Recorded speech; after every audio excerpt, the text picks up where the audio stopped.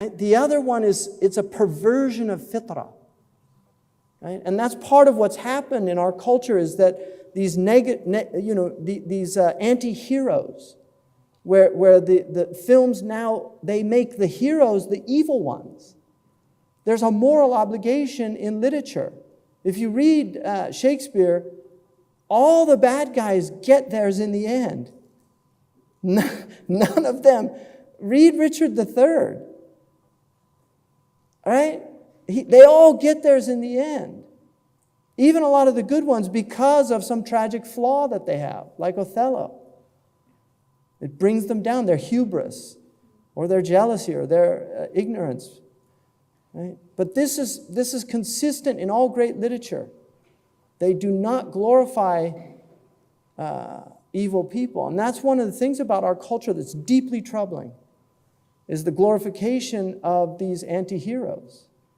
And that's clearly demonic. It's just simply coming from the demonic realm, because a lot of these artists are no longer working within any spiritual tradition other than an occultic spiritual tradition, a demonic spiritual tradition. So they're not providing moral edification in their stories. What they're doing is quite the opposite. They're corrupting the souls of young people that normally would not be inclined towards. But every actor knows the fun part is playing the evil guy. Even C.S. Lewis, when he wrote Screwtape's Letters, he said he could never do the angelic one because it was too difficult. The evil character is the default setting. That's the default set. That's why it's so easy for people to fall into vice, because it's the default setting. There's an amazing story of Imam Malik ibn Anas, radiallahu anhu. One of the emirs sent a poet to him who'd gotten into some dispute. And Imam Malik, he made his judgment. It's in the Tartib al-Madarik, Qadi Iyad's book. Imam Malik made his judgment. And the poet said to him, don't you know that this judgment, he didn't like what Malik judged. He said, don't you know this is going to get back to the emir? He said, yeah. He said, أَرْسَلَنِي لِتُصْلَحْ بَيْنَنَا. He sent me to you in order to rectify this situation. He said, وَاللَّهِ لَأَقْطَعَنَّكَ جِلْدَكَ هِجَاءً. You know, I'm going to flay you with some sarcastic poetry.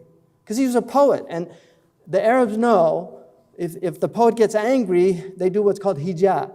It's where you make fun of the person, you write sarcastic poems about them, and then they spread, and it's horrible. They did it to the Prophet ﷺ. So Malik said to him, وَصَفْتَ نَفْسَكَ بِالسَّفَاهِ وَالدِّنَاءَ. You've characterized yourself for me now with a type of shallowness and lowliness. وَهَذَا لَا يَعْجِزُ عَنْهُمَا أَحَدٌ. Nobody's incapable of doing that. You know, you're just showing that you're on the default setting. And then he said, إِنْ اسْتَطَعْتَ أَن تَفْعَلْ مَا تَنْقَطِعْ دُونَهُ الرِّقَابِ فَفَعَلْ الْكَرَمْ وَالْمُرُوءَةِ. If you're able to do something that heads are severed in its attempt, in trying to get there, you should do it. Nobility and dignity. Be a noble human being. And that's our tradition. The Prophet ﷺ was, he was a noble, he was the noblest. Inna akramakum indallah atqakum. The noblest of you, the most honorable, the most generous are the people that have this awareness of reality. And that's why he could march into Mecca and not go to the default setting. And you find this in people, you know, Ben Bradley, people know Ben Bradley, right? Who exposed Watergate. He brought down Nixon. He was the editor of the Washington Post. When there's a documentary about him, and I was in boarding school when this was all happening, so I remember very vividly. I was actually in D.C. at the time. I was in Maryland. When Nixon resigned, the whole newsroom went up. They were just all shouting and rejoicing. He came in and he said, "Don't gloat."